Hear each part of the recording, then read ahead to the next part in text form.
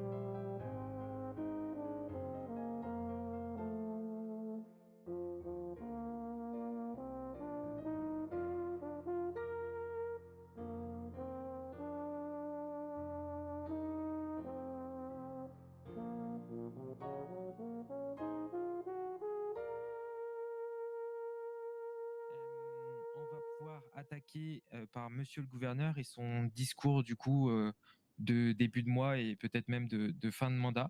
Monsieur le Gouverneur, je vous en prie, vous pouvez prendre place au pupitre. La parole est à vous.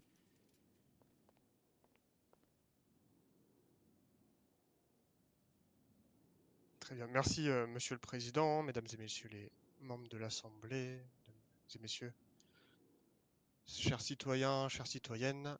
C'est comme d'habitude, comme tous les mois, un honneur pour moi de pouvoir venir rendre des comptes sur les dernières semaines devant l'Assemblée, devant les représentants de la population. C'est en plus un contexte un petit peu particulier, mais voilà, j'y reviendrai dans un second temps. Mais pour revenir voilà, sur les semaines et le mois de mars notamment, c'était un mois au cours duquel on a eu énormément de positifs et énormément de négatifs du côté du gouvernement. Mais vous le savez déjà toutes et tous, énormément de négatifs parce que le mois de mars a été le mois au cours duquel le convoi du bureau du fisc s'est fait attaquer à de nombreuses reprises par un groupe criminel qui a été identifié, groupe criminel qui a été poursuivi par la justice, par le pouvoir judiciaire. Des actions des forces de l'ordre ont pu être menées afin d'amener ces personnes qui sont attaquées tout simplement à l'État devant la justice pour qu'elles puissent répondre de leurs actes. Et je tiens à profiter de cette prise de parole une nouvelle fois pour remercier l'ensemble des personnes qui ont été impliquées dans ce dossier, que ce soit nos services d'enquête, nos services d'intervention, l'ensemble des membres du gouvernement et des services publics de manière générale pour le travail qui a été effectué au cours de ce mois. Alors bien évidemment, ces attaques ont laissé beaucoup de traces, déjà d'un point de vue budgétaire, comme ça a pu être le cas, comme monsieur le vice-gouverneur a pu vous le présenter la semaine dernière en revenant sur les comptes publics. Forcément, 25 millions, 27 millions même d'argent public qui manque à la fin du mois, ça laisse des trous, ça laisse des traces. C'est des investissements en moins, c'est des subventions en moins, c'est des aides en moins tout simplement pour nos citoyens, pour nos entreprises. Hem, donc voilà, c'est, un mois au cours duquel, le tableau est loin d'être parfait. Mais, si on regarde aussi, ce mois de mars, c'est, le mois au cours duquel, on a pu beaucoup travailler sur de nombreuses thématiques, notamment, avec vous, chers membres de l'assemblée. Par exemple la culture. On a pu, légiférer, débattre autour de cette question-là et ensuite, promulguer un texte qui nous a permis, d'apporter un réel soutien, au secteur du divertissement, par exemple. Et très concrètement, bah, ça permet d'aider, des sociétés comme, le LS Productions qui, investissent énormément dans le cinéma aujourd'hui sur notre territoire et qui participent donc au rayonnement, de notre État, à travers le monde. On a pu aussi, légiférer sur, vous avez pu légiférer sur, de nombreux, petits ajouts ou petites modifications, je pense, tout ce qui relève du code pénal, du code de procédure et cetera, qui est un travail nécessaire. Travail de fond, certains diraient qu'il, n'impacte pas directement la vie des citoyens, mais encore une fois, c'est en menant ce petit travail de fond qu'on, parvient à avoir des textes, certes, certains, ont pu le dire, très, très gros, très lourds, mais qui couvrent le maximum de situations et de possibilités et donc ce qui permet de défendre au maximum le droit et les droits, de nos concitoyens. Enfin, ces dernières semaines ont été aussi marquées par, l'arrivée de certains textes, au sein, de l'assemblée. Je pense, notamment au code de la santé sur lequel on aura l'occasion de débattre, d'ici la fin de cette séance et voilà, c'est une thématique qui, en tout cas, au niveau du gouvernement nous tient énormément à cœur. Depuis, notre engagement, et là, depuis la fondation du mouvement, au sein duquel nous sommes aujourd'hui et donc voilà, énormément de travail au sein de cette assemblée, de par le gouvernement, mais aussi, grâce, aux différents élus. Donc, je tiens à vous remercier toutes et tous pour votre contribution au cours de ces débats et au-delà du travail législatif, il y a aussi, au cours du mois de mars, un travail, qui a été fait sur le terrain, par le gouvernement notamment avec, à nouveau, la présence, de l'État, auprès des entreprises, et notamment, auprès des entreprises de Blaine County. On a pu en débattre lors des 2 derniers budgets qui ont été, présentés, à la commission des finances, mais, voilà, en 2 mois, le gouvernement a débloqué 1 puis 2 millions de dollars, pour créer un fonds afin, d'aider, au développement territorial, à Blaine County. L'État a aussi créé un fonds, de 500 000 dollars pour ce mois, d'avril afin, d'aider, les entreprises partout sur notre État à pouvoir investir. Donc voilà, au-delà, de textes de loi, c'est aussi, voilà, c'est aussi du travail, des prises de décision qui sont importantes et qui permettent, de faire en sorte, de continuer d'accompagner les différents acteurs de notre État. Et donc voilà, ça c'est vraiment, quelque chose, dont je pense on peut être fier aujourd'hui. Parce qu'on en voit déjà les résultats, par exemple, on peut voir que, grâce à ces investissements qui ont été faits, des entreprises à Sandy Shore, par exemple, ont pu, augmenter, leur recrutement récemment. On a pu voir que, des, des initiatives, des événements ont pu voir le jour et cetera. Donc, c'est toujours important que l'État, peu importe que ce soit le gouvernement ou les élus à l'assemblée et cetera, mais l'État au sens, général, se tienne aux côtés, des initiatives de nos concitoyens et concitoyennes. Parce que c'est grâce à ces initiatives que, voilà, notre État se développe, que notre vie économique se développe, qu'il y a de la création d'emplois, de la création, de projets et c'est ça qui fait, la richesse, aujourd'hui à San Andreas. Je vais pas revenir, maintenant sur ce qui va, arriver pour la suite, étant donné que, comme le disait, monsieur le président, c'est aussi, une fin de mandat, qui, fait le contexte de cette prise de parole ce soir, et une fin, de nombreux mandats pour moi, heu, à la suite de laquelle il n'y aura pas, de retour à cette place pour le moment. Donc, déjà voilà, c'est encore une fois un immense honneur pour moi de pouvoir, me tenir devant vous, chers membres de l'assemblée ce soir, afin de pouvoir, m'adresser, prendre quelques temps pour vous adresser quelques mots. Et voilà, de par, tout simplement le fait que je ne poursuivrai pas mes missions, au poste de gouverneur pour le prochain mandat, je souhaitais prendre, quelques minutes donc pour adresser quelques mots, particuliers. Déjà, prendre le temps de, au sein de cette belle institution qu'est l'assemblée, remercier, l'ensemble des, présidents et présidents pro tempore, avec lesquels j'ai pu travailler au cours de mes nombreux mandats. Alors, si je dois faire la liste des présidents d'assemblée, il y a eu monsieur, Harry Williams, il y a eu madame Charlie Glock Evans et puis il y a eu monsieur Scoot Moon, qui ont été à mes côtés, tout au long de mes mandats, en tant que donc moi en tant que gouverneur et eux du coup en tant que vice-gouverneur et donc président de l'assemblée. En tant que président pro tempore de l'assemblée, il y a eu, monsieur Johnson, il y a eu monsieur Ellis, il y a eu monsieur Timberlake, madame Clark, madame Madsen, il y a eu, monsieur Moon aussi, que j'ai oublié, entre, madame Clark et madame Madsen et puis, monsieur Pearson Williams aujourd'hui donc, à toutes ces personnes-là, voilà, merci pour votre, collaboration et votre coopération parce que encore une fois, s'il y a bien une chose aujourd'hui qui est nécessaire pour, la survie de la démocratie, c'est, au-delà des affiliations partisanes et des idées de chacun, c'est le dialogue et ce dialogue, il est nécessaire pourquoi? Pour, bah, permettre aux institutions tout simplement de fonctionner. Parce que sans ce dialogue, les institutions ne fonctionnent pas. Sans ce dialogue, les institutions, elles se bloquent entre elles et quand les institutions se bloquent entre elles, eh ben, c'est tout simplement nos concitoyens et nos concitoyennes qui en pâtissent, puisque rien ne peut se faire sans des institutions qui collaborent. Donc encore une fois, à l'ensemble des membres de la présidence de l'Assemblée, je tiens à vous remercier pour le travail qui a été effectué tout au long de ces mois. Je tiens aussi à remercier, même si ils sont pas tous là ce soir, mais à remercier l'ensemble des membres du gouvernement qui m'ont accompagné et sans lesquels j'aurais pas pu voilà, présenter tous les projets de loi, tous les textes sur lesquels vous avez pu débattre au cours de ce mandat et au cours des mandats précédents.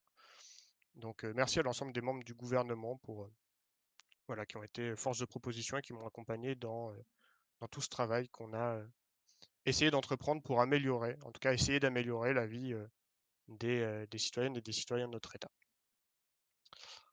Bien évidemment, je remercie aussi, l'ensemble des membres des services publics et je pense notamment à la GDP ce soir qui a été là, chaque séance pour, apporter, bah, tout simplement une sécurité, heu, à, heu, à cette assemblée pour que, ben, les réunions puissent, se tenir, dans les meilleures conditions possibles.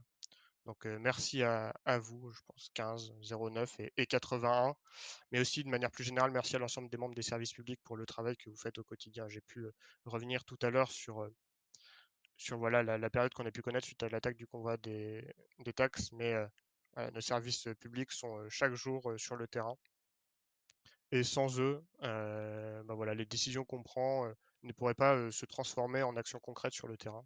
Je pense notamment aux questions de santé, aux questions de sécurité. Donc voilà, c'est un honneur aussi pour moi d'avoir, pu, travailler à leurs côtés. Et enfin, on garde le meilleur pour la fin bien évidemment, parce que, après tout, on est à l'assemblée et donc comment ne pas, prendre le temps de remercier chacune et chacun des membres de l'assemblée qui ont siégé tout au long de ce mandat, qui ont siégé par le passé aussi. Alors je pense, ce soir particulièrement aussi à madame, Thompson qui, a pu, par exemple, voilà, occuper un de ces sièges au cours de ce mandat et qui malheureusement n'est plus là, sur notre territoire et qui nous a même quittés, donc voilà, mes pensées sont tournées vers elle et vers, tous les membres de l'assemblée qui, ont un jour siégé au sein de cette institution et qui malheureusement ne sont plus, parmi nous pour, voilà, pour pouvoir, tout simplement, montrer que, le pouvoir législatif a un vrai rôle dans notre démocratie. Et donc merci encore une fois à l'ensemble des élus de l'assemblée. Alors ce soir, il y a monsieur Blackburn, il y a monsieur Colby, il y a monsieur Hayes, il y a madame Shimazu, monsieur Pearson Williams. Ce soir, il manque, bah, monsieur Rutherford, monsieur Turner, mais voilà, merci à tous les 7 pour, les débats qu'on a pu avoir au cours de ce mandat, pour les échanges qu'on a pu avoir, parce qu'encore une fois, le gouvernement, est venu à de nombreuses reprises au cours de ce mandat avec des projets, avec des propositions, mais tout seul, on n'a pas les réponses à tout. Et donc, grâce aux échanges qu'on a pu avoir, grâce aux discussions qu'on a pu avoir, bah, vous avez permis et vous avez contribué à faire.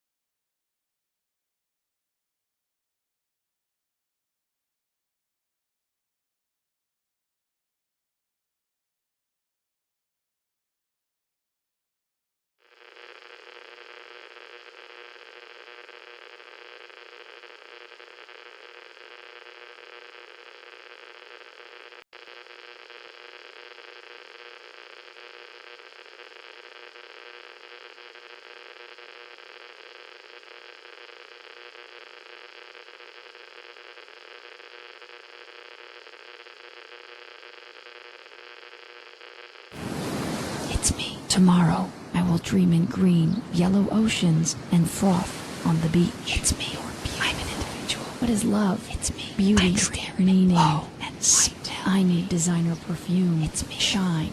Buy Helmet Shine. Helmet Shine is a fantasy. Helmet Shine is a spectacle. Helmet Shine is you.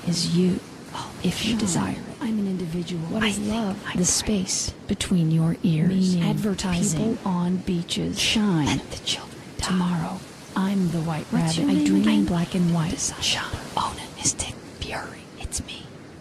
Mazou pour la proposition de loi modification de l'article 12 et 13 des codes des procédures pénales avec son amendement. Madame, je vous en prie, vous pouvez prendre place au pupitre.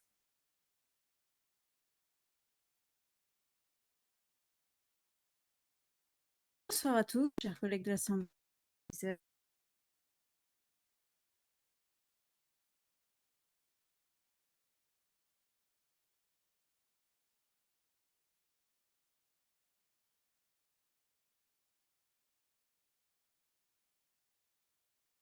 Alors, je ne sais pas si vous vous souvenez, du coup, le 21 mars, et de nombreux textes, dont du coup la proposition de modification de loi sur les articles L.12 et L.13 du code de procédure pénale, qui se sont vus refuser au Sénat, et c'est entièrement de ma faute, hein, c'est moi qui me suis mal exprimée sur mes textes, donc je vous propose que je vous les relise et que je vous lise l'amendement dans la foulée.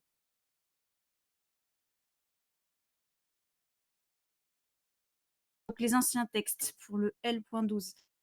La palpation est une mesure de sécurité qui consiste à détecter la présence d'armes potentielles sur un individu. Elle peut être effectuée en tout lieu et dans toutes les situations. 1. Lorsqu'il existe une ou plusieurs raisons plausibles de soupçonner que cette personne ou une personne présente dans le même véhicule aurait commis ou tenté de commettre un crime ou un flagrant délit. 2. À l'entrée d'une zone sécurisée afin de prévenir toute menace potentielle. L'article 13. La fouille est une recherche approfondie sur le corps d'une personne susceptible de dissimuler des objets pouvant servir à commettre une infraction. La personne peut être amenée à se déshabiller si la situation l'exige. Elle peut être effectuée dans les cas suivants. 1. Afin de prévenir d'une atteinte grave à la sécurité des personnes et des biens pour le temps strictement nécessaire à la prévention du risque immédiat. alerte à la bombe, recherche d'individus enlevés, risque d'attentat. 2. Lorsqu'une personne est placée en garde à vue pour garantir la sécurité des agents et éviter toute dissimulation d'objets illicites ou dangereux. Donc, moi, j'ai proposé par-dessus article 12, la palpation est une mesure de sécurité visant à détecter des armes potentielles sur un individu. Elle peut être effectuée en tout lieu et dans les cas suivants, lors de l'interpellation d'un individu par les forces de l'ordre, en cas de raison plausible de soupçonner que cette personne ou une personne présente dans le même véhicule aurait commis ou tenté de commettre un crime ou un délit flagrant. 3. À l'entrée d'un individu dans une zone sécurité. 4. En DEFCON 3 dans un contrôle lié à une infraction. Et enfin en DEFCON 2 et 1 où les palpations peuvent être effectuées sans raison apparente.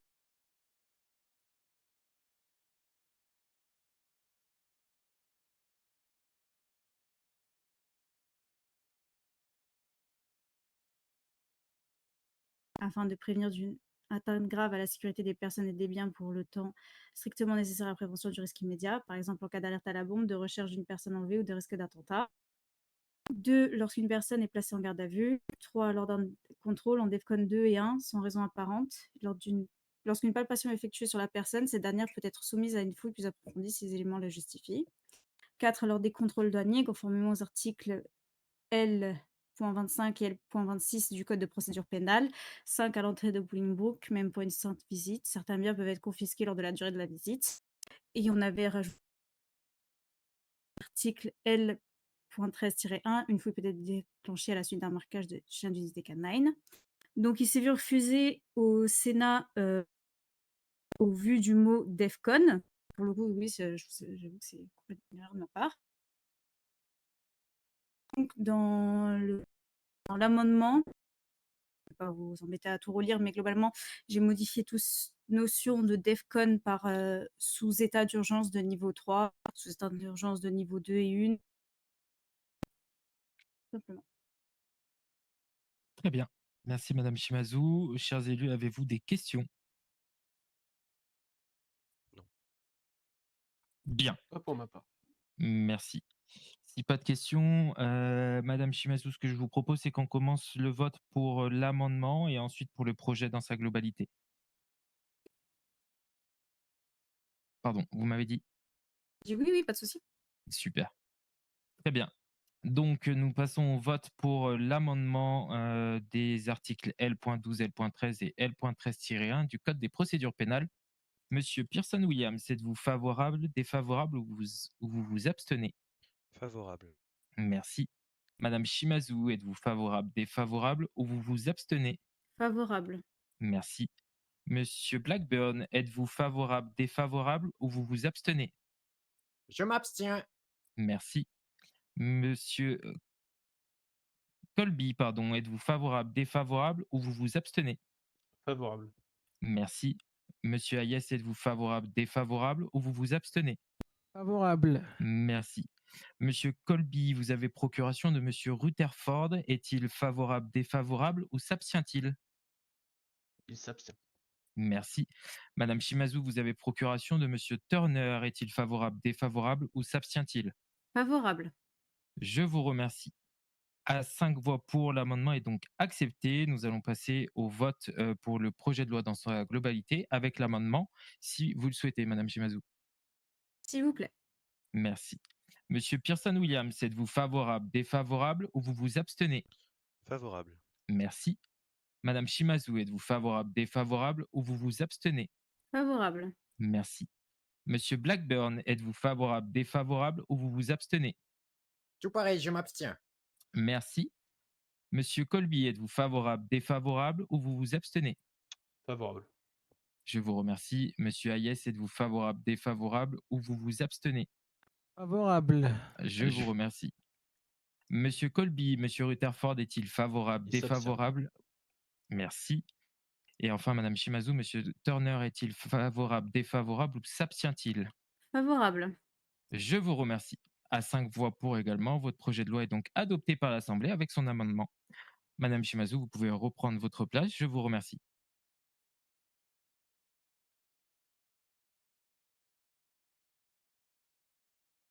Nous allons donc passer là, on au va prochain s'amuser. point de notre séance plénière.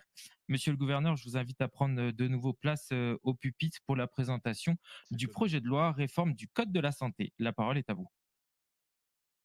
Parfait. Merci, Monsieur le Président, mesdames et messieurs les membres de l'Assemblée. Alors, du coup, il me semble que ce texte vous avait été présenté lors de la séance dernière, sachant qu'il y avait déjà eu des débats en commission avant. Mais voilà, pour mettre un petit peu dans le contexte, afin que tout le monde se souvienne de ce qu'il en est. Ce texte vise à introduire donc un code de la santé et de la sécurité à notre guide de la justice. Et ce texte viendrait donc remplacer l'actuel code de l'hygiène et de la sécurité, ainsi que d'autres lois qui aujourd'hui figurent dans l'onglet Autres lois et décrets de ce guide de la justice, à savoir la loi santé au travail, la loi sur la pratique de la médecine libérale, la loi sur l'encadrement de l'IVG, la loi aide sociale et médicale d'État 2, ainsi que la loi nourriture et boissons saines. Déjà, donc dans un premier temps, l'idée c'était encore une fois de tout regrouper en un seul et même endroit, parce que bah, voilà, comme toutes les lois qu'on propose d'abroger aujourd'hui le montrent, et ben, dans notre guide de la justice, il y avait plusieurs petits textes de loi qui traitaient de certaines questions qui avaient une thématique assez proche. Et donc voilà, encore une fois, l'idée pour faciliter la recherche d'informations et l'accès à ces informations, on pensait qu'il était intéressant de tout regrouper dans un seul et même texte. De plus, le code de l'hygiène et de la sécurité, pour nous, bah, on pouvait l'augmenter un petit peu et arrêter de traiter seulement les questions d'hygiène, pardon, mais aussi les questions de salubrité publique, d'accès à la santé, etc. Ensuite, il était aussi question d'un épisode qu'on a pu connaître bah, il y a quasiment tout juste 3 mois, jour pour jour, puisque ça s'est déroulé lors des dernières élections. Mais cette épidémie du virus, pardon, du virus Oméga qu'on a pu connaître sur notre territoire et qui a montré de nombreuses failles au niveau de l'État quant à la réponse à adopter par le gouvernement, par les services de santé et tous les acteurs qui pouvaient être partie prenante dans ce genre de situation.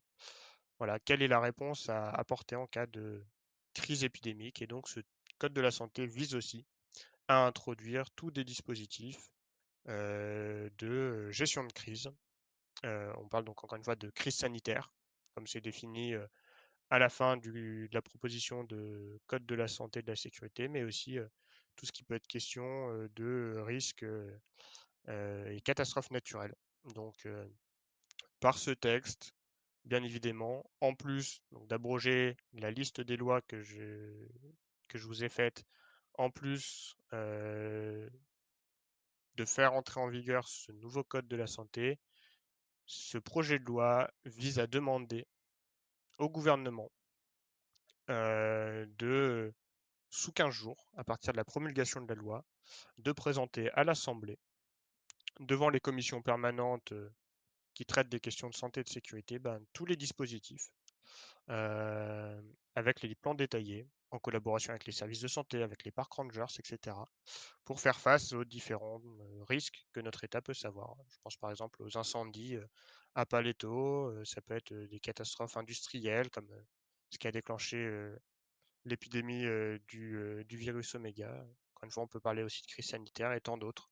Donc voilà, des travaux ont déjà été menés forcément parce qu'on n'attend pas la promulgation d'une loi pour apprendre de nos erreurs. Donc c'est pour ça que par exemple on a déjà travaillé avec les services de santé, on a déjà travaillé avec les park rangers, avec les forces de l'ordre pour établir des plans d'évacuation d'urgence, des plans de confinement, etc. Mais voilà, avec ce texte, avec ce projet de loi, il est aussi question voilà, de rendre publics ces plans, en tout cas au moins à l'Assemblée, sous un délai qui nous semble raisonnable pour le gouvernement. Donc, encore une fois, c'est une question de responsabilité, terme qu'on utilise souvent en ce moment et qu'on a utilisé tout au long du mandat. La responsabilité du gouvernement dans ses missions, dans ses actions. Et enfin, ce code de la santé, il vise quand même à continuer d'étoffer le dispositif d'aide sociale et d'aide médicale que notre État a.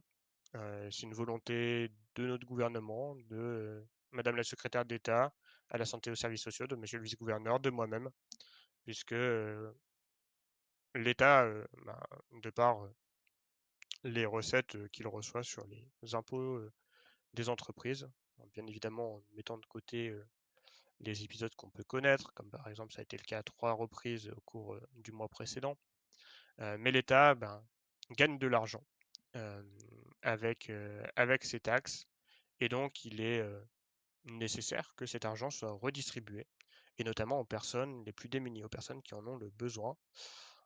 Et donc c'est pour ça que dans ce code de la santé, on propose aussi de revoir un petit peu le mode de fonctionnement de l'aide médicale. À savoir qu'aujourd'hui, voilà, il y a un plafond qui existe, qui est à 6 000 $ et qui est le montant maximum d'une facture au sein de nos services hospitaliers. Et puis, toute charge, tout frais supplémentaire est pris en charge par l'État. L'idée maintenant, c'est d'instaurer un système qui permet, en fonction du revenu de la personne, de faire en sorte que ce plafond soit plus ou moins important, parce que je pense que moi, en tant que gouverneur, avec les revenus que j'ai, je peux me permettre, en tout cas, j'ai la capacité de pouvoir payer des frais médicaux assez importants. Je pense qu'un chef d'entreprise a aussi cette capacité-là. Par contre, quelqu'un qui fait de l'intérim, ou quelqu'un qui a un emploi peu rémunéré, un étudiant, un jeune, qui ont peu de ressources aussi, eux doivent pouvoir continuer de vivre de manière totalement décente, d'avoir accès à la santé, sans devoir compter tout simplement l'argent qu'ils ont sur leur compte en banque. Parce qu'encore une fois, la santé, c'est pas une question, enfin, ça doit pas être une question de la taille du porte-monnaie, de la taille du compte en banque.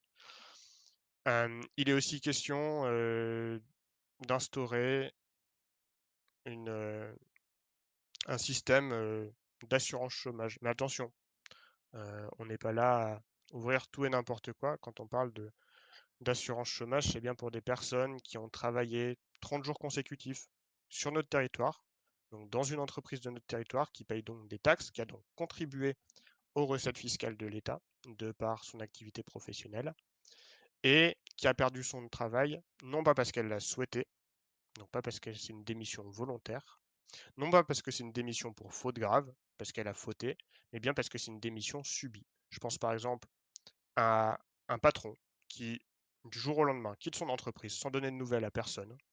Du coup, forcément, dans les procédures qui sont établies entre les différentes institutions, chambre des commerces, bureau du fisc, etc., l'entreprise est saisie. Et donc, on se retrouve avec des personnes qui sont sans emploi du jour au lendemain. Et c'est pas à ces personnes, tout simplement, de devoir payer la mauvaise gestion d'une entreprise, de son patron, un abandon de celui-ci, etc. Donc c'est pour ça que, pour ces personnes, on souhaite créer un fonds de solidarité et créer une espèce d'assurance avec une durée limitée, à savoir 4 semaines, et régressif. C'est-à-dire que on touche beaucoup, enfin on touche beaucoup. On touche une certaine somme à la première semaine, puis une somme un peu moindre à la deuxième semaine, puis encore un peu moindre à la troisième, et enfin à la quatrième, pour permettre à cette personne de, voilà, quand même être dans des bonnes conditions, en tout cas des conditions de vie décentes, pour pouvoir trouver un nouvel emploi. Donc voilà, je vais m'arrêter de parler sur ce texte, qui me semble malgré tout un texte très très important pour notre État, pour nos concitoyens, de par toutes les thématiques qu'il peut couvrir. Et si vous avez des questions, je suis tout à fait disposé à y répondre. Et je vous remercie. Merci, monsieur le gouverneur. Chers élus, si vous avez des questions. Monsieur Blackburn, je vous en prie, la parole est à vous. Merci, monsieur le président. Bonsoir tout le monde, bonsoir les personnes que j'ai pas pu voir, bonsoir monsieur le gouverneur, merci de répondre à ces questions. J'aurais 2 questions pour vous ce soir. Ma première concerne l'aide médicale.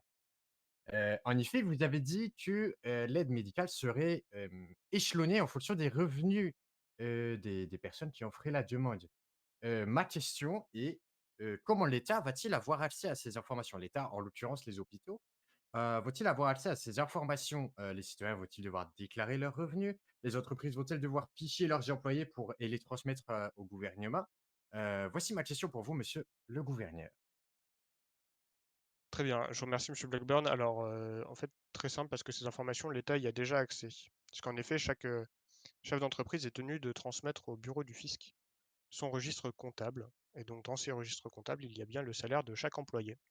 Et donc, à partir de là, toute personne qui souhaite pouvoir bénéficier de l'aide médicale d'État, une fois qu'elle est enregistrée auprès des services de l'État, eh ben, on fait le lien en interne entre les différents services au niveau des informations. Et donc, ça permet au niveau du gouvernement de savoir que telle ou telle personne a, peut se faire rembourser tel ou tel, enfin, pourra du coup en l'occurrence avoir une facture qui ne pourra excéder tel ou tel montant. Donc voilà, encore une fois, ces informations, on les a déjà. Ça nous demande, enfin, ça fait juste du travail en plus au gouvernement, ni aux chefs d'entreprise, ni aux employés, à part de venir se déclarer et se faire recenser auprès de l'État, mais choses qu'ils sont déjà censés faire, et ni à nos services de santé. Ah, c'est là que je suis un petit peu perdu, excusez-moi de rebondir là-dessus. Mais c'est bien les services hospitaliers qui attribuent les factures en fin de compte et les attribuent pas quelques jours après, une fois que le gouvernement a fait ses recherches. Et donc, du coup, je me demande si la charge va vraiment reposer sur les services gouvernementaux, en fait. Oui, parce que au niveau du gouvernement, on a aussi accès aux différentes factures impayées. Donc, de manière très concrète, c'est peut-être pas la meilleure solution que je vous propose, mais ça me permet d'illustrer tout simplement que c'est bien l'État qui aura, et donc le DHHS en l'occurrence, qui aura à sa charge le traitement de ces dossiers. Mais il suffit qu'un service de santé facture, émette la facture à un patient. Celui-ci, dans la foulée, peut très bien prendre rendez-vous avec les services de l'État. Et lors de ce rendez-vous, eh ben, voilà, le gouvernement pourra donner aux citoyens la somme qui permettra de compléter le remboursement de cette facture. Et donc la Très facture bien. pourra être payée à l'issue du rendez-vous avec le DHHS, dans son intégralité. Très bien. Merci monsieur le gouverneur. Je vais enchaîner sur ma deuxième question très rapidement. Cette question, vous avez dû la préparer, je suppose. Tant elle est cruciale. Hem, à l'heure où, en 3 mois, le gouvernement a accumulé, enfin le gouvernement, l'État, je voulais dire, a accumulé environ un petit peu plus de 500 000 de surplus, on va dire, de bonus, sur ses comptes. Ma question, elle est très simple, mais à la fois très compliquée. Comment vont être financées toutes ces aides? Est-ce que le gouvernement est dans une position assez hypocrite quand même, ce serait assez hypocrite de penser ça, de miser sur le non-recours, des citoyens? Est-ce que, j'en ai entendu des vertes et des pas mûres. J'ai entendu dire par exemple, que l'épargne crise serait mise à contribution. J'en ai entendu énormément et j'aimerais une mise au clair, sur ce point-là si c'est possible évidemment. Pas de souci, avec plaisir, monsieur Blackburn. En plus, étant donné que vous êtes membre de la commission des finances, si vous vous souvenez bien, dans le budget qu'on vous a présenté, on a une ligne qui s'appelle aide sociale et médicale dans le pôle de dépenses DHHS, qui est déjà prévue pour le mois d'avril, avec 1 million de dollars de budget. Donc il y a déjà aujourd'hui dans le budget du mois en cours, déjà 1 million de dollars qui sont prévus pour ce code de la santé. Et donc pour faire face aux dépenses qui arriveraient avec la promulgation de ce texte. Alors, à mon avis, on y sera très loin des 1 million parce que ce texte, si jamais il est approuvé ce soir, ce que je souhaite, par l'Assemblée, eh bien, il arrivera au final, passera au Sénat, puis il sera promulgué par le prochain gouvernement. Donc, à mon avis, ce sera une question de peut-être une semaine. Donc, on sera déjà à la toute fin du mois. Donc, on aura un budget d'1 million qui aura été alloué, mais qui aura quasiment très peu servi, sauf pour ce qui existe déjà au final. Ce qui est très peu, hein. Par exemple, aujourd'hui, les dépenses en aide sociale et médicale euh, par, euh, par mois, c'est compris entre 100 et 200 000 dollars. Donc là, on fait presque un, si on prend une fourchette haute, on fait un x5 de ce budget déjà aujourd'hui au mois d'avril. Et puis, donc voilà, on a déjà en fait réservé les dépenses pour cela. Bien évidemment, si ce 1 million il sera renouvelé et aussi augmenté, je l'espère, par le gouvernement prochain dans la présentation du budget du mois de mai. Et puis le mois de mai nous permettra aussi de voir si nos prévisions sont trop hautes, trop basses, Et comme pour tout, après, on s'adapte. Mais l'État n'a jamais, pour le moment, présenté de budget en déficit et n'a jamais laissé de côté des demandes de financement de par un service public ou un dispositif qu'il mettait en place. D'accord. Où j'en viens à ma dernière question. Encore une fois, je rebondis sur votre réponse. Je vais prendre un exemple très concret, monsieur le gouverneur. Par exemple, le chômage. Le chômage prévoit 40 000 $ pour la première période d'inactivité, première semaine d'inactivité. Heu, une entreprise compte, une quinzaine, 10-15 employés, par exemple. Une entreprise est saisie en une semaine, ça représente plus de la moitié du budget, en fait. Ça 1 000 000, navré de vous le dire, mais ça me paraît très faible et je cherche vraiment où est-ce que l'État, sachant qu'on parle que du chômage, il reste après les aides médicales, il reste après la retraite. 1 000 000, ça va être très, très vite atteint. Je suis pas totalement d'accord. J'ai envie de dire, on verra, mais je suis pas totalement d'accord parce que, encore une fois, après, il y a certaines conditions. Le chômage, tout le monde ne peut pas le toucher. Déjà, il faut justifier d'une certaine période d'activité. Et encore, on parle bien de 30 jours consécutifs sous contrat de travail au sein d'une entreprise. On parle pas d'intérim, on parle pas de tout ça. Donc, c'est bien dans une entreprise. Aujourd'hui, quand une entreprise est saisie et euh, qu'on regarde la liste des employés, 100% des employés n'ont pas ces 30 jours consécutifs. Et par la suite, Heu, encore une fois, avec l'ensemble des aides qui existent, aujourd'hui la retraite, personne n'en bénéficie. Aujourd'hui l'aide médicale, encore une fois, ça représente entre 100 et 200 000 par mois. Alors même si on rejoue un peu sur les paliers, mais s'il faut regarder un peu les revenus hebdomadaires, demandés aussi au niveau des paliers, je pense qu'au d'un point de vue budgétaire, on sera dans les clous. J'en suis même convaincu.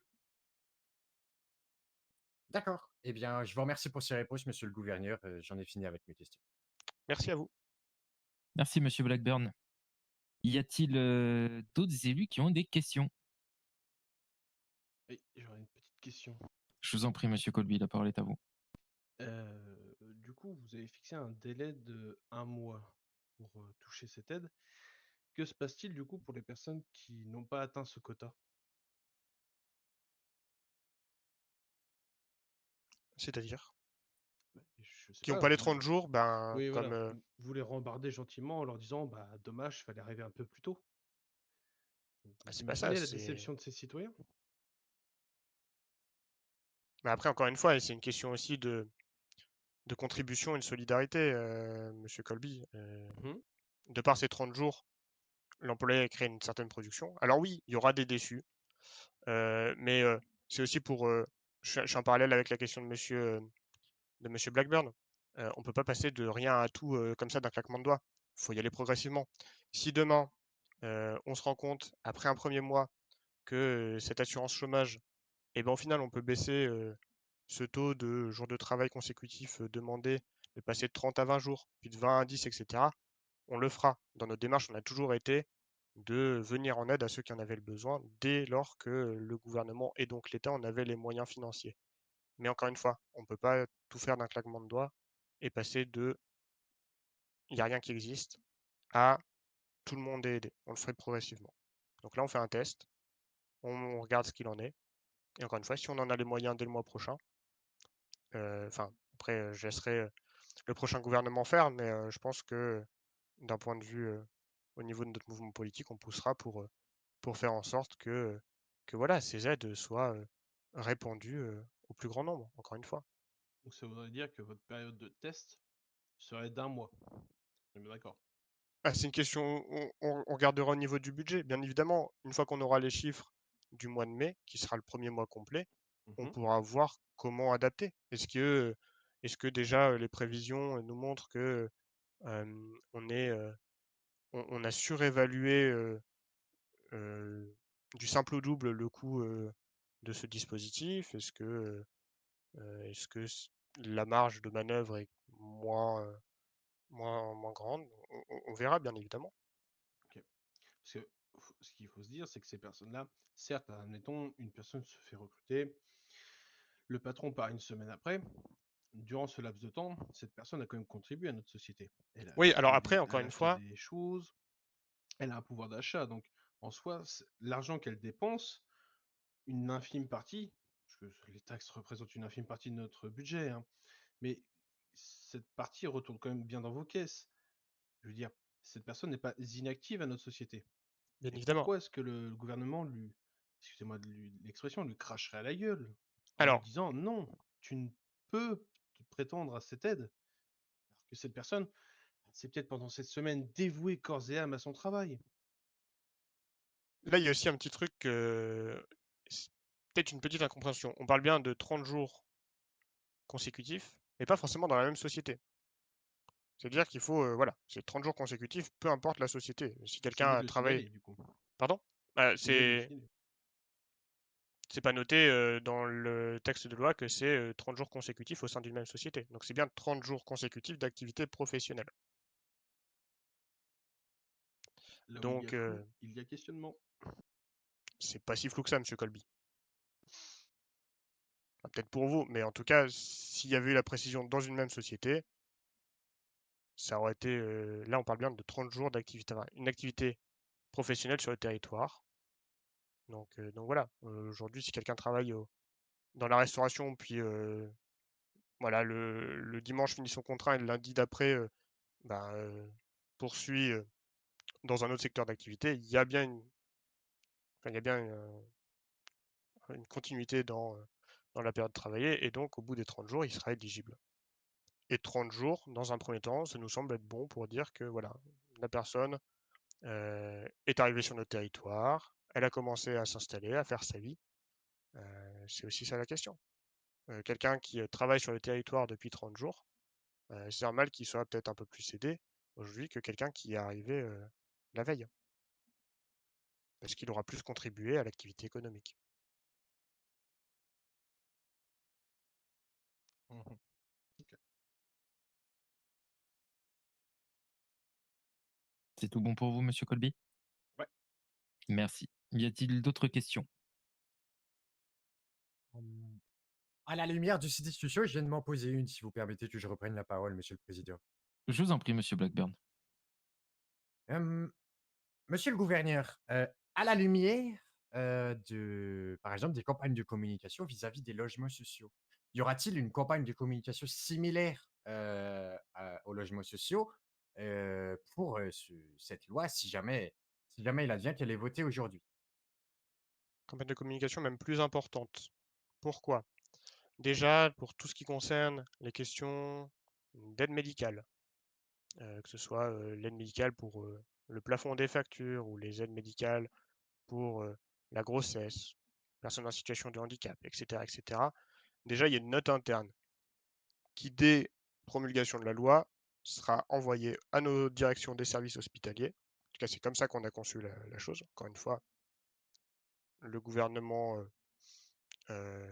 suivant, ben, étant donné que je quitte mes fonctions, je ne serai pas maître de leur communication.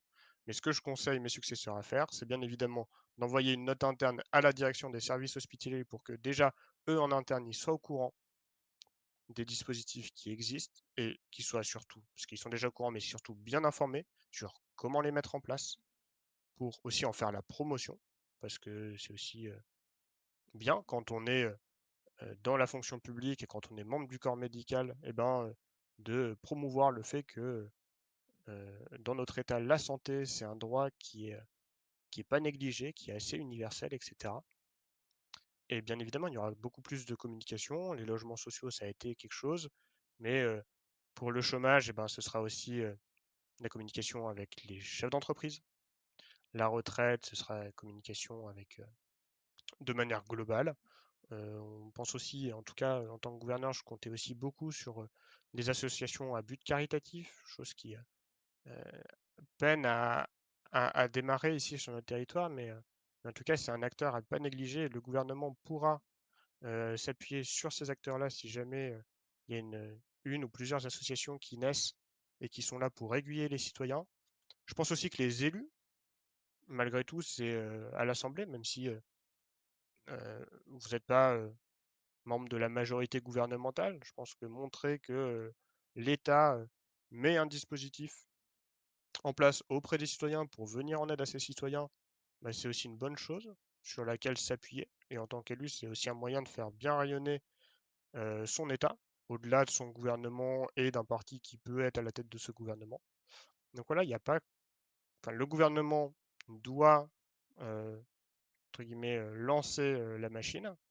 Le gouvernement doit faire de la communication, mais le gouvernement doit aussi se reposer sur d'autres acteurs, services publics, les élus, les partis politiques, les associations, les entreprises, pour mettre en place les différentes aides et communiquer autour de ces aides.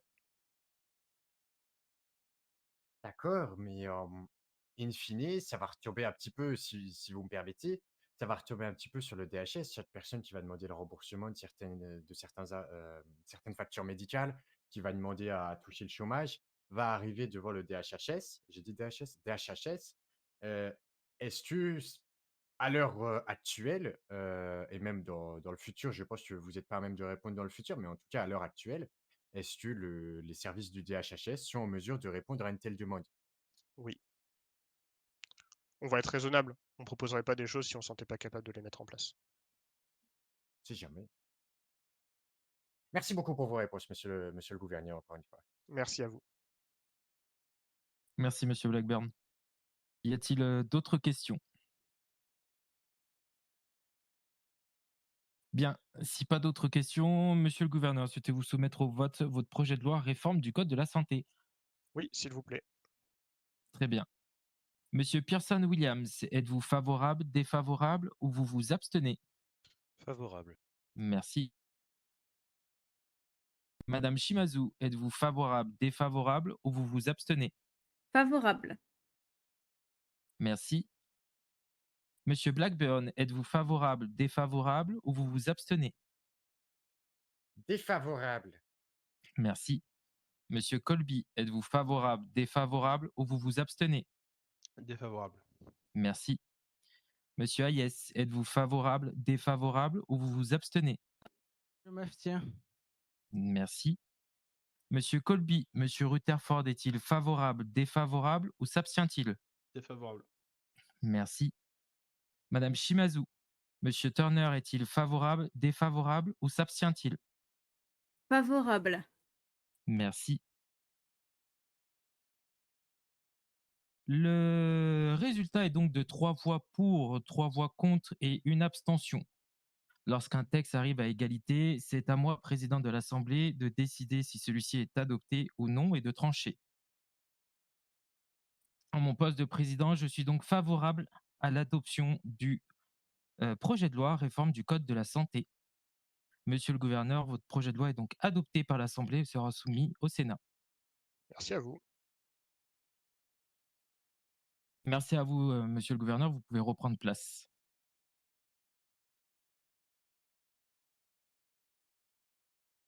J'invite monsieur Blackburn à se présenter face au pupitre pour la présentation du projet de loi réforme du recensement concernant le Code civil. Dès que vous serez en place, la parole sera à vous. Merci, monsieur Blackburn. Ah, merci à vous, monsieur le président, de me donner la parole sur ce texte. Je vais être très bref, car c'est pas un texte, non plus fondamental. Je vais pas en procéder à la lecture, mais juste vous dire quels sont ses apports, car en réalité, après avoir sondé, les agents de police en charge, notamment du recensement certaines, et en tout cas les personnes qui gèrent le recensement, hem, il s'avère qu'en fait ce texte reprend la plupart hem, des mesures en place actuellement, mais rajoute, la mention comptable, dans le recensement. J'entends par là que sur le recensement, il y a nom, prénom, date de naissance et comté de résidence. Hem C'est un apport qui, pour moi, est fondamental dans la mesure où de plus en plus de personnes, je pense à mon comté notamment, mais pas que, souhaitent avoir, un logement dans leur comté, souhaitent pouvoir se faire reconnaître des droits tout simplement dans leur comté et je pense que ce serait, mettre les charrues avant les bœufs, que de ne pas voter, un texte sur le recensement qui leur permettrait de reconnaître leur, leur logement justement, leur comté de rattachement, avant de faire voter tout autre texte, qui changerait un petit peu plus les choses. Je pense que ce serait une brique pour faire un joli mur. Hem, voici ma présentation du texte. Heu, je suis prêt à répondre à des questions s'il y en a. Merci, Monsieur Blackburn. Nous allons donc passer au débat et aux questions, chers élus. Monsieur Pearson Williams, je vous en prie, la parole est à vous. Bien, merci, monsieur le président, monsieur Blackburn, chers collègues. Hem, Ma question, alors du coup, c'est un texte qui n'a pas pu être présenté, en commission si je ne m'abuse, donc c'est sa première présentation, ici en séance plénière. Hem, J'entends, tout à fait les arguments, de ce texte et ce que vous mettez en avant dans celui-ci. Je n'y suis pas forcément défavorable, je vous avoue. Cependant, je voulais vous demander si vous vous étiez renseigné ou pas auprès des autorités gouvernementales, quant à la mise en place éventuelle de ce texte et de l'impact que ça pourrait avoir, sur la suite? Bien sûr, bien sûr. Vous avez fini votre question? Oui, allez-y, allez-y. Oui. Hem, j'ai pu notamment sonder, pour construire ce texte justement, des agents de la SHP qui sont entre autres, pas que, il y a pas que la SHP, mais qui, font des enregistrements pour le recensement et qui qui m'ont attesté que c'était quelque chose qui était complètement dans leur optique. Vous savez, c'est comme aller demander un extrait de casier judiciaire, à la police, hein. OK. Parce que moi, du coup, je me suis renseigné, mais, j'ai pris plutôt, les informations du côté du gouvernement et du coup, je voulais me tourner, peut-être, vers le monsieur le président, pour demander s'il était possible, de faire intervenir, monsieur le gouverneur ici présent, histoire qu'il puisse, heu, en dire un peu plus sur la mise en place éventuelle de ce texte, hem, pour éviter que j'interprète mal ce qu'il m'avait dit, lors de notre précédente discussion. J'y vois aucun inconvénient, sachant que c'est un test qui concerne directement le gouvernement au vu du recensement et peut-être de la faisabilité de celui-ci. Monsieur le gouverneur, si vous voulez prendre parole, je vous en prie. Je peux même vous laisser la place. Non, non, vous inquiétez pas, monsieur Blackburn, je m'adresse directement à vous aussi. Du coup, monsieur Blackburn, enfin monsieur le président, monsieur Blackburn et monsieur notamment Pearson Williams, heu, bon, au-delà de me prononcer sur le fond du texte, parce que je rejoins totalement ce qui a été dit jusque maintenant, que ce soit par vous, monsieur Blackburn, par vous, monsieur Pearson Williams, je vais me regarder un peu plus la forme. Aujourd'hui, donc vous demandez 2 choses. Le fait de faire apparaître le comté, c'est ça, sur l'acte de recensement? Oui, Oui. c'est exact. OK, et la 2e chose, c'est le fait de, pouvoir fournir un acte de recensement à la personne si elle en fait la demande. C'est bien ça? Mmh.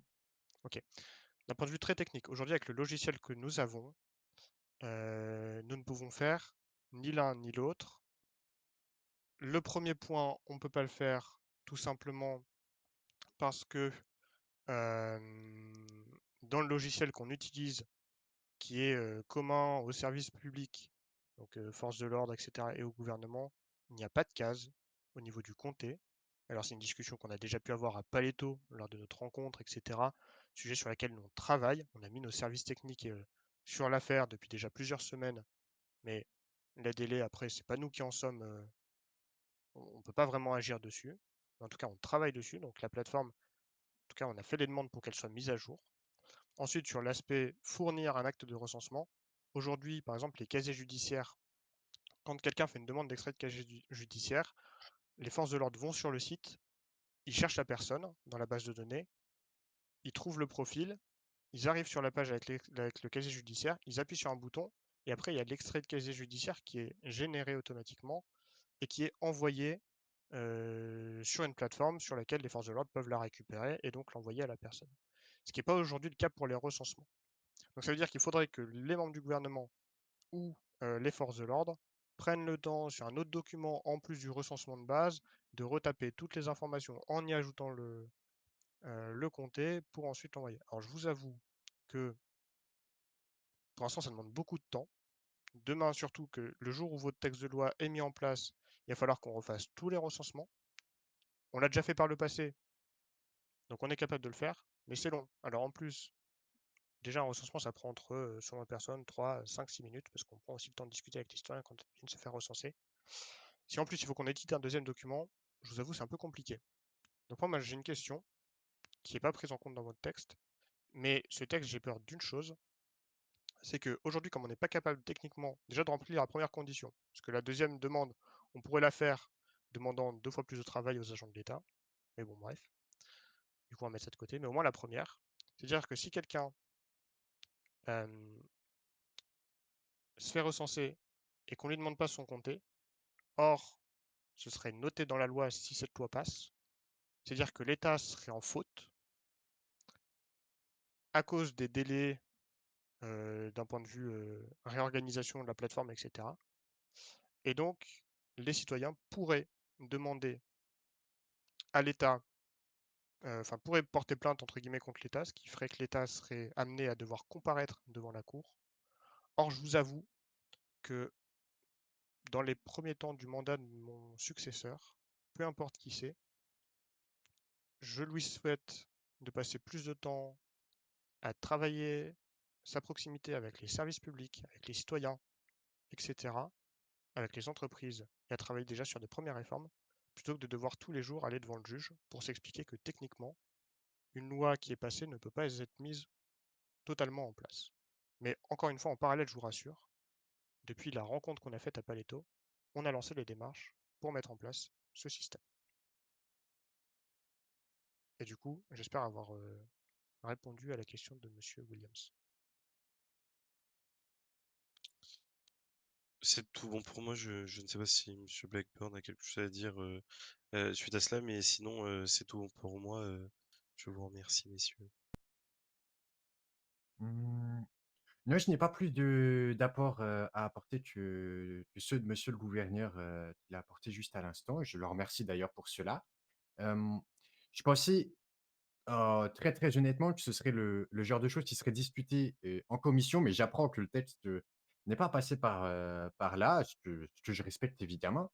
Donc, je pense, sauf si, monsieur le président me l'interdit, mais je pense que ce texte mérite des amendements, et donc, je ne le soumettrai pas au vote ce soir. Très bien sûr, c'est vous qui décidez là-dessus, monsieur Blackburn. Peut-être avant, monsieur Hayes, j'ai vu que vous avez levé la main. Avez-vous une question? Mais non, et le monsieur Blackburn a un peu répondu, du coup, c'était une question que j'avais pour monsieur le gouverneur, mais monsieur Blackburn a répondu, c'est quand l'amendement. Très bien, merci, monsieur Hayes. Eh ben, si pas d'autres questions, chers élus, bien, je vous repose quand même la question, monsieur Blackburn. Souhaitez-vous soumettre au vote votre projet de loi? Non. Très bien, merci, monsieur Blackburn. En tout cas, vous pouvez regagner votre place. Merci monsieur le président et merci pour votre attention.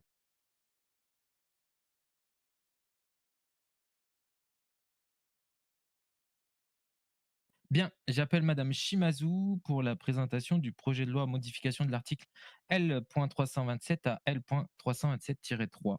La parole est à vous.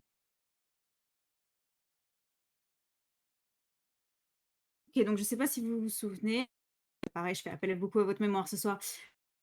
2 assemblées en arrière, donc pas celle de la semaine dernière, celle d'encore avant, nous avions été, un projet de loi que j'avais déposé sur le secret professionnel, pardon, lequel j'avais expliqué qu'il était mélangé, à l'article 327 du code pénal qui était du coup sur le droit de réserve ou le secret professionnel. Donc ce soir, je vous propose qu'on revoie du coup, pleinement, simplement la définition du droit de réserve, afin que ces 2 catégories soient bel et bien distinctes.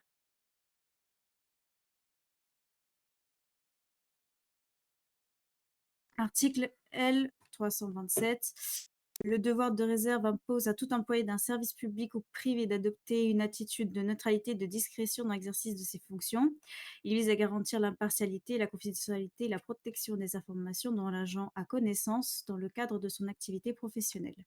Toute divulgation non autorisée par ces informations constitue une violation du devoir de réserve et peut entraîner des sanctions disciplinaires et pénales.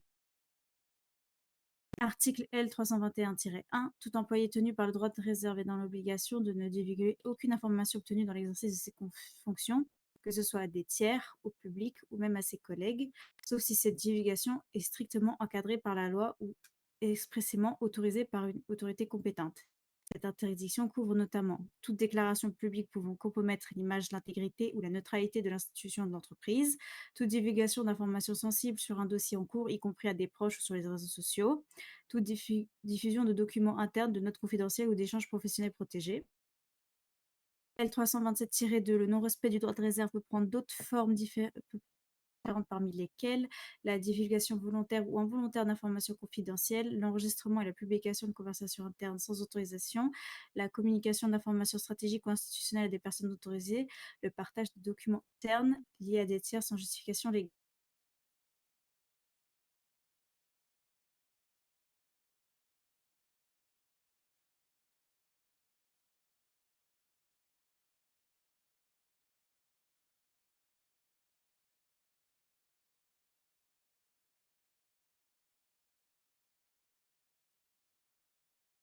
Madame Shimazu? Oui. Ah, pardon, on vous entendait plus. Ah mince, excusez-moi, je reprends alors.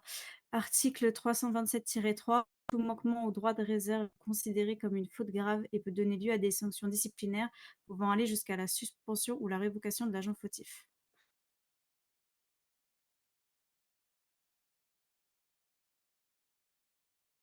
Très bien.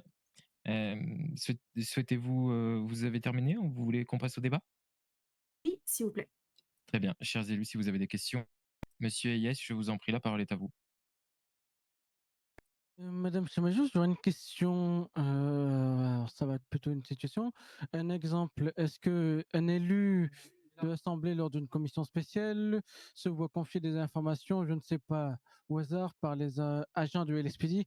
Est-ce que cette loi s'appliquerait à cet élu? Oui, du coup, ce serait des informations obtenues dans le cadre de son travail qui sont confidentielles.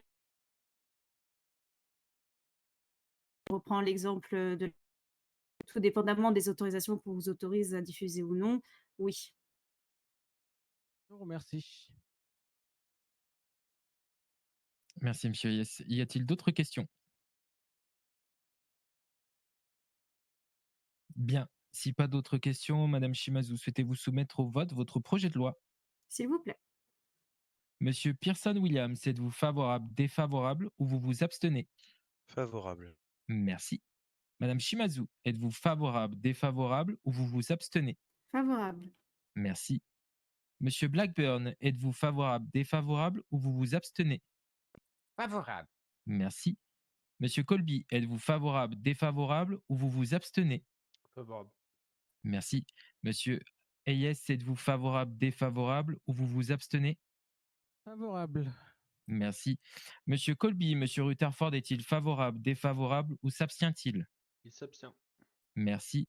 Et pour finir, Madame Shimazu, Monsieur Turner est-il favorable, défavorable ou s'abstient-il? Favorable. Je vous remercie. À 6 voix pour, votre projet de loi modification des articles L327 à L327-3 est donc adopté par l'Assemblée. Je vous remercie, vous pouvez regagner place.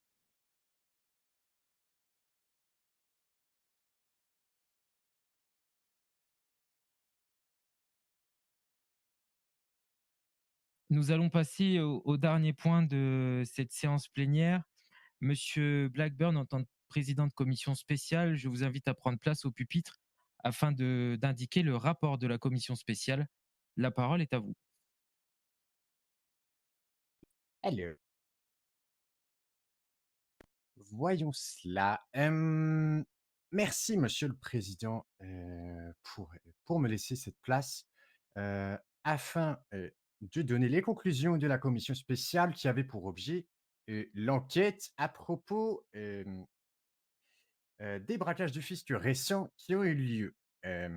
Chers représentants de l'Assemblée, chers gouverneurs et chers spectateurs et téléspectateurs, les voici. Je vais commencer par une diatribe politique un petit peu, mais elle servira de préambule. Monsieur le président, si présent, monsieur le vice-gouverneur en ce moment est candidat aux élections gouvernementales, a qualifié l'ouverture de cette commission comme nécessaire lors d'un entretien au zèle. J'apprécie la bonne volonté, mais voyez-vous, monsieur le président, quand on n'a rien, on n'a rien. Monsieur le gouverneur, oui, mes comparses du syndicat et moi-même, on en a gros sur la patate. à ce sujet notamment. Hem, vous disiez vouloir rendre des comptes, dialoguer, tout à l'heure en parlant, du code de la santé, mais quand il vient à le faire, plus personne. Il me semble donc que quelconque personne impliquée de près ou de loin dans la vie politique qui suive un petit peu ce qui se passe, ne mesure pas exactement ce qui s'est passé. Alors, rétablissons les faits. Le 1er avril, cette commission est mise en place. Elle a été votée au préalable par des parlementaires, notamment à l'initiative du parti Agir pour San Andreas. Hem, mais à la vue de la date du 1er avril, on aurait dû se douter de la farce. Le 9 avril, la commission se réunit pour établir comme objectif, hem, de s'assurer que l'État mette tout en œuvre, pour pallier à ces braquages, et notamment pour répondre aux inquiétudes d'entrepreneurs et des citoyens. À cet effet, la commission avait prévu des auditions de membres divers et variés du gouvernement, de forces de police, qui, seulement les forces de police, les forces de l'ordre y répondront positivement. J'entends par exemple, les devoirs de réserve, par exemple, qui ont été évoqués, par certaines forces de police et fort heureusement, c'est leur droit. Hem, mais d'autre part, le manque de réponse, d'autres, m'étonne et a étonné toute la commission, on va pas se mentir. Hem, ces dysfonctionnements n'ont pas pu être, pardon, j'ai sauté une ligne. Je voulais dire que les entretiens que j'ai pu mener, en étant mandaté par la commission, heu, ont pourtant, mis en lumière, via, les forces de l'ordre, certains dysfonctionnements assez mineurs heureusement, des dysfonctionnements d'ordre de communication, ou d'ordre donné, mais très mineurs. Mais ces dysfonctionnements auraient quand même pu être expliqués, soupesés par les forces gouvernementales qui auraient été auditionnées, mais non. Hem, je voudrais, avant de donner les conclusions de la commission, faire une micro aparté, de droit constitutionnel. Dans un état de droit, dans le système américain, dans la constitution du San Andreas, le gouvernement doit rendre des comptes à l'Assemblée. C'est le système de check and balances. C'est ce qui se fait dans tout état de droit, dans toute démocratie. Donc, la commission en est venue aux conclusions suivantes. Derrière de belles paroles, de belles promesses d'être contacté, la commission s'est heurtée à une grande démagogie, au point où je me suis personnellement demandé s'il fallait avoir une carte Agir pour avoir des réponses. L'archétype de la commission inutile, tels sont les mots qui ont été évoqués, dans la commission, que nous avons subi est inconcevable et inadéquat. Ce sont aussi des mots, évoqués pendant la commission. Ces conclusions s'adressent donc à la prochaine législature, étant donné le calendrier électoral. Hem, les commissions, notamment les commissions spéciales, doivent faire l'objet d'un encadrement efficace, sans lequel, les citoyens seront toujours, plus défiants des institutions. Monsieur le gouverneur a évoqué, par exemple, le fait que des citoyens de Blaine County se réintéressent sur la politique, mais, je pense que ce genre d'actes, les feront, se redéfier à nouveau. Je vous remercie pour votre attention et pour le coup, comme à mon début de mandat, je terminerai ce mandat en disant cette phrase: «Que Dieu nous vienne vraiment en aide». Merci à vous. Oui, allô? Amen. Merci, monsieur Blackburn. Oui. Affirmatif, oui. Et il y a les caméras. Bien. Nous Oui. allons donc passer ce coup-ci au dernier point, les Non, questions mais c'est diverses moi que qui vous passe pour pouvez une idiote à avoir répondre au téléphone. pour le gouvernement. Chers élus, avez-vous des questions? Oui, affirmatif, il propose des textes de loi. Non, aucun. Bien. Quel est le problème? Chers élus, si vous n'avez pas de questions, nous allons pouvoir clore Dites-moi, cette dernière dites-moi, séance dites-moi, je peux aller plénière voir monsieur de le gouverneur, l'Assemblée, et dites-moi. cette 11e. Je tenais à vous remercier pour ce mandat. Ça a été un honneur pour moi Ah de d'accord. présider la plupart de ces Eh ben, séances. je Merci, leur dis de Monsieur vous Pearson entendre. Williams, en tant que président pro tempore de ce mi-mandat, pour votre aide et d'avoir géré la présidence lors de mon absence. Merci à vous, chers élus, pour votre respect et Oui, votre dévouement durant ce mandat. oui, Monsieur le gouverneur, merci à vous en tout cas pour vous être bah rendu écoutez, disponible à je lui en l'entièreté des parle. séances plénières Je et lui de dis de vous vous rappeler. présenter ici pour répondre aux questions des élus. Forcément. Merci à tous et c'est ainsi que nous pouvons clore la séance plénière de ce soir.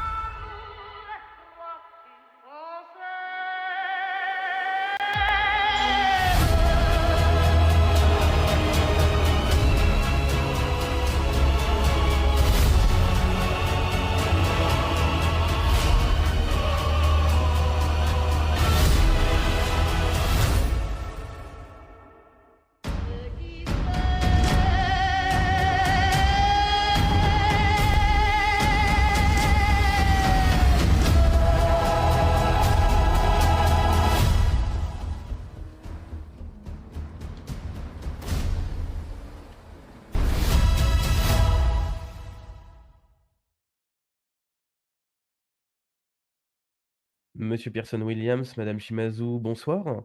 Vous ressortez donc de cette séance plénière où Monsieur Blackburn a terminé de manière assez brutale avec son rapport de la commission spéciale. Qu'est-ce que vous en pensez que les membres du gouvernement, les différents services publics ne se soient pas présentés?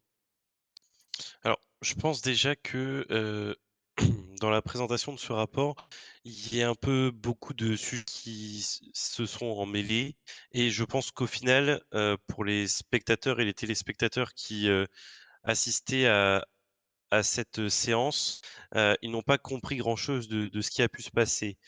Il y a eu beaucoup de parenthèses, beaucoup d'apartés pendant ce rendu et je déplore que, il y a eu des paroles, déplacées envers, notamment le mouvement Agir. Heu, pour rétablir la vérité, non, monsieur Turner n'a pas lancé, le vote pour la création de cette commission spéciale un 1er avril parce que c'était une blague. Cette commission spéciale, elle a bien été créée parce qu'il y avait un réel enjeu derrière et parce qu'il fallait répondre à une vraie problématique pour nos chefs d'entreprise, pour nos citoyens qui craignaient notamment pour les finances publiques et pour la sécurité, de leurs convois. Hem Et deuxième point, non, il ne fallait pas avoir d'étiquette Agir pour répondre, à cette commission ou pour participer à cette commission. Enfin, je pense que tout a été mélangé et au final, c'est vrai que malheureusement nous n'avons pas eu l'occasion d'auditionner, beaucoup de personnes au sein de cette commission spéciale et je le Alors même déplore. personne n'a été auditionné. Voilà, donc je le déplore tout autant que monsieur Blackburn. Cependant, faut pas tout mélanger non plus. Je pense que, il n'est pas, heu, adéquat de mêler Agir à tout cela. Je me permets, de surenchérir à quelqu'un, du coup, le point de vue de quelqu'un qui ne faisait pas partie de la commission. Moi, j'ai absolument pas compris ce qu'il faisait. Enfin, j'ai essayé d'être attentive, heu, j'ai vraiment, vraiment essayé de comprendre, mais le truc, c'est que comme l'a dit, monsieur Pearson Williams, juste ici présent, en tant que personne, du coup, qui n'était pas participée, tout était un peu mélangé et ça partait un peu dans tous les sens et c'est un peu culotté de ma part de dire ça, je l'entends, mais ça parlait un peu vite. Du coup, ça permettait pas de comprendre et ça semblait plus à une attaque parce que les élections arrivent et qu'il faut bien taper sur quelqu'un plutôt que, vraiment juste un compte rendu. Il y a pas de souci à se plaindre quand il y a des raisons de se plaindre et je veux bien entendre les arguments de Blackburn. Encore une fois, moi j'étais pas, je peux pas dire. Mais du coup, on n'a pas compris. Rien. Je suis vraiment désolée, j'ai vraiment essayé, je n'ai rien compris quasiment. Alors monsieur Blackburn donc est revenu sur cette, commission spéciale en précisant notamment qu'elle avait été, ouverte à l'initiative de Jackson Turner. Il y a là un point qui fait poser question. Monsieur Turner est lui-même membre d'Agir, le gouvernement également, et pourtant personne ne s'est présenté à cette commission, y compris les membres du gouvernement invités qui étaient dans le même parti. On se demande là, où est la cohérence dans l'ouverture de cette commission? Est-ce qu'elle était vouée à l'échec? Est-ce que c'était un coup de com' peut-être juste après les braquages du convoi fiscal?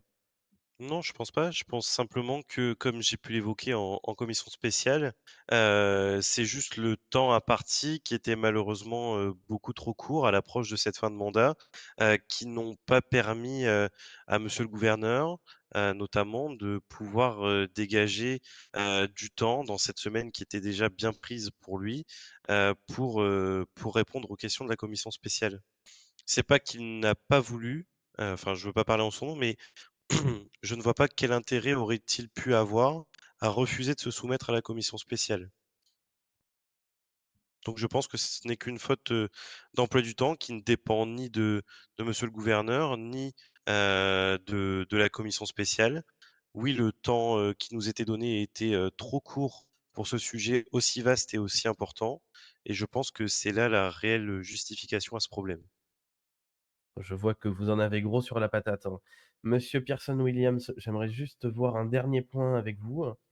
Vous avez invité, monsieur le gouverneur à réagir pendant l'assemblée tout simplement.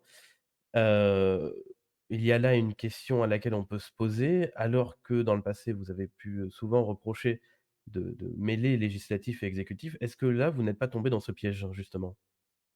Non, simplement parce que, j'ai voulu que dans les propos qui ont été tenus, vous voyez que le sujet qui était abordé quand j'ai fait intervenir, monsieur le gouverneur, c'était un sujet, très important et comme c'était avec lui que j'avais eu la discussion, heu, au préalable, je préférais que, comme il était présent, ce soit lui qui retransmette ces mêmes propos devant l'assemblée plutôt que, moi-même en peut-être, faisant des fautes d'interprétation dans ce que j'ai compris. Au moins, tout était clair pour tout le monde et il a pu retracer en détail, les problématiques qui pouvaient être soulevées, suite à l'adoption éventuelle de ce texte. Merci, monsieur Williams et madame Shimazu. Merci à vous, messieurs. Merci à vous.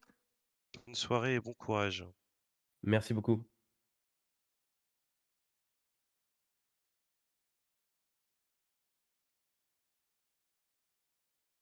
J'ai pas entendu, dites. Bonsoir monsieur Colbihan. Bonsoir. Dites-moi, on a eu plusieurs sujets, assez importants ce soir, notamment le code de la santé qui a été voté grâce à la voix du président de l'assemblée. Mmh. Heu, les contestations qu'on a pu entendre étaient surtout de l'ordre, économique. Est-ce que vous pensez que, le 1 000 000 prévu par le gouvernement ne suffira pas pour payer les factures? Heu, Concrètement, c'est vrai que ça va se passer sur, comme ils l'ont bien dit, sur leur mois de test ou plus s'ils le désirent.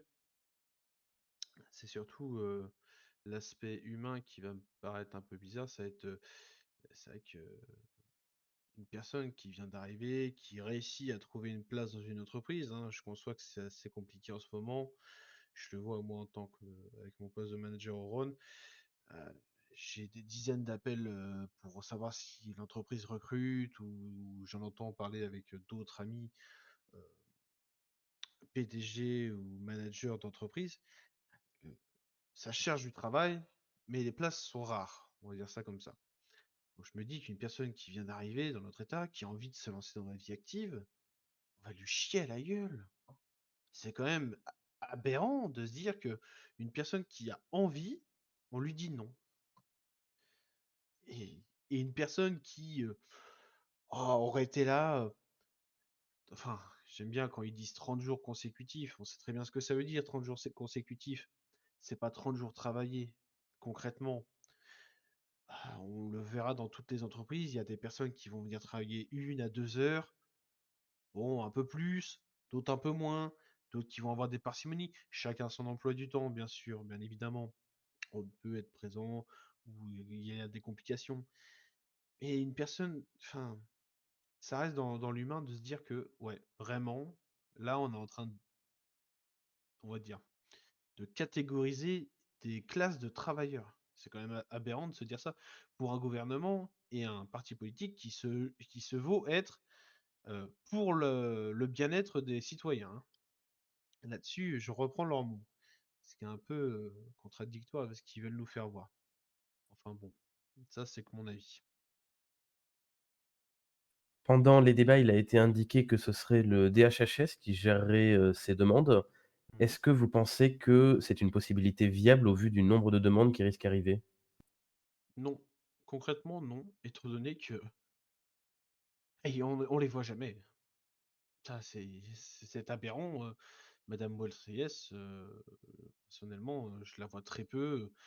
Il me semble, dans mes lointains souvenirs, hein, pour les projets de loi qu'elle a pu faire passer, que ces projets de loi, enfin, il y avait 4 ou 5 projets qu'elle nous présentait, qu'elle devait nous présenter, que ces projets de loi ont été reportés pendant 3 séances consécutives. Pendant 3 semaines, les projets ont été reportés parce qu'elle ne pouvait se rendre disponible ou n'était juste pas présente.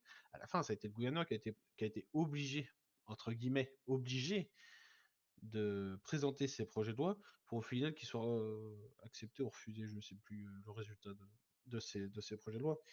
Mais pour des broutilles en plus, c'était pas des gros textes. Mais si Madame Wells-Reyes, qui gère le DHHS, n'arrive pas forcément à se rendre présente ou à être disponible pour des rendez-vous, j'imagine pas les personnes qu'elle peut avoir en dessous. Qu'est-ce que ça donne d'image? Alors là, en plus, qu'elle va passer dimanche, oui, dimanche, parce que c'est le 20, oui, c'est le 20 avril, vice-gouverneur, qu'est-ce que ça va donner? J'attends d'elle qu'elle soit plus présente, qu'on la voit, qu'elle puisse prendre la parole, qu'elle donne réellement honneur à la fonction comment ça s'appelle, qu'elle va présider. Si réellement on élit encore un gouverneur, enfin, Monsieur Moon, je suppose qu'il sera présent, parce que bon, Monsieur Moon, on le connaît un petit peu. Et j'espère que notre vice-gouverneuse, enfin gouverneur, sera présente et vraiment fera honneur à cette fonction. Qu'on n'élierait pas, qu'on ne va pas élire, excusez-moi, une plante verte, comme certains pourraient le prénommer. Merci, monsieur Colby, pour vos réponses, hein. Il n'y a pas de quoi. Et je lance un dernier petit mot. J'espère au moins que notre futur gouverneur aura la priorité de venir voir nos assemblées, que au lieu d'aller jouer au golf comme son prédécesseur a pu faire. Bonne soirée à vous.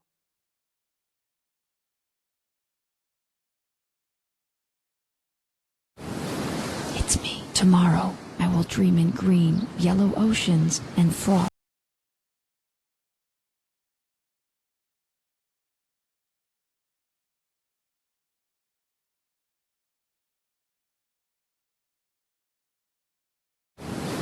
It's me. Tomorrow, I will dream in green, yellow oceans and froth on the beach. It's me. I'm an individual. What is love? It's me. Beauty, meaning, and light. I need designer perfume. It's me. Shine. Buy Helmet Shine. Helmet Shine is a fantasy. Helmet Shine is a spectacle. Helmet Shine is you. If you desire it. I'm an individual. What is love? The space between your ears. Meaning, advertising. People on beaches. Shine. Let the children die. Tomorrow, I'm the white rabbit. I dream in black and white. Shine. Own it. Mystic. Fury. It's me. You're beautiful. That's enough. Shine. Buy Helmet Shine. Monsieur Blackburn, bonsoir. Bonsoir, monsieur avez- Rose. Bonsoir, les téléspectateurs. Vous sortez de cette assemblée où vous avez notamment présenté le rapport de la commission spéciale, où vous avez dit que vous en aviez gros sur la patate. Est-ce que vous pouvez nous expliquer pourquoi? Alors, ça, c'était un peu une pique dirigée à l'encontre de monsieur le gouverneur, car il a fait un post sur le Life Invader qui citait les personnes du Nord en ayant gros sur la patate. C'était une petite pique visée, mais c'est parce que c'est mon slogan de campagne et j'en ai gros sur la patate à propos de cette commission.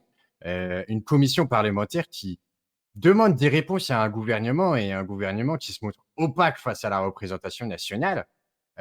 C'est quand même quelque chose d'assez grave et qui, oui, fait j'en ai gros sur la patate, effectivement. Alors, de votre côté, vous avez donc présidé cette commission. Qui est-ce que Mmh. vous avez invité et est-ce que vous savez pourquoi ils n'ont pas répondu à votre invitation? Alors, certaines personnes avaient, des motifs très fondés, pour ne pas répondre à cette commission. J'entends par exemple que nous avions, convoqué, la capitaine 15 par exemple. La capitaine 15 qui a évoqué son devoir de réserve, son droit de réserve, et c'est tout ce droit, c'est pas quelque chose que je mets que je cite dans mon discours, par exemple. Mais par contre, ce que je cite aussi, ça va être, par exemple, le directeur du DHS. Le directeur du DHS qui pourtant est essentiel dans ce genre de procédure, qui n'a tout simplement pas donné de réponse, aux convocations. Monsieur le gouverneur aussi. Monsieur le gouverneur qui, a confié, en dehors des caméras être, désolé de ne pas être venu et de ne pas avoir, compris que la convocation s'adressait à lui. C'était pourtant écrit noir sur blanc et je trouve ça dommage que ce soit des paroles qu'il ait prononcées un petit peu en dehors des caméras, dans une pièce plutôt que justement devant les citoyens. Lors de cette assemblée, vous vous êtes opposé à un texte majeur pour le gouvernement qui est le code de la Mmh mh. santé. Vous mettez notamment en avant des raisons économiques.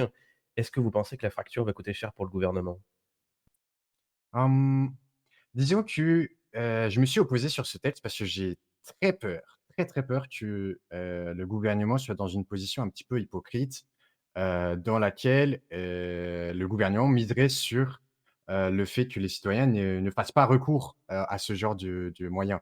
Le gouvernement parle de communiquer auprès des hôpitaux, communiquer auprès des chefs d'entreprise pour parler du chômage, pour parler de l'aide médicale. Mais encore une fois, ce sont des personnes qui ont bien à faire. Prendre rendez-vous avec le DHHS pour avoir recours à ces aides semble quelque chose de fastidieux. Et donc, je me suis opposé sur ce texte principalement pour ces motifs et évidemment aussi parce que le gouvernement ne mesure pas les montants qui sont dans ce texte si jamais les citoyens en font recours de façon nombreuse. Dernière question, vous avez présenté lors de cette assemblée, un texte pour ajouter le comté dans les formulaires de recensement, le comté de résidence. Mmh. Il a été demandé pendant votre présentation l'intervention du gouverneur. Est-ce que, vous avez quelque chose à dire sur, cette intervention en particulier et notamment le fait qu'elle a fait intervenir quelqu'un de l'exécutif dans le législatif? Bah, disons que c'est pas très orthodoxe, ça je peux le concevoir. C'est pas très orthodoxe dans une assemblée d'avoir quelqu'un de l'exécutif qui interfère dans le processus dans les débats législatifs. Néanmoins, je comprends aussi les arguments selon lesquels, c'est un texte qui toucherait directement nos institutions. J'ai aussi appris ce soir que ce n'était pas passé en commission, donc on n'a pas pu avoir ce genre de débat au préalable et est arrivé à chaud à l'assemblée. C'est pourquoi, malgré que ce soit peu orthodoxe, son intervention a quand même pu apporter des éclairages objectifs, sur ce qu'il était du texte et donc je n'y ai pas une opposition formelle. Merci, monsieur Blackburn, d'avoir réagi. Merci à vous de donner la parole aux parlementaires.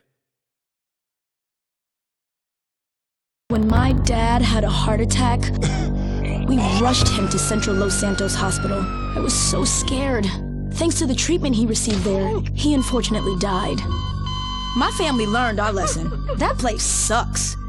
Heart attacks won't kill you. The wrong choice in hospitals will. Take your loved one to Mount Zona Medical Center. Mount Zona is #1 in heart attacks, brain hemorrhages, Tourette's, strokes, hemorrhoids, leprosy, elephantitis, cardiac failure, and loose stools. You have a choice in hospitals, so pick the one with the largest advertising budget. Mount Zona Medical Center.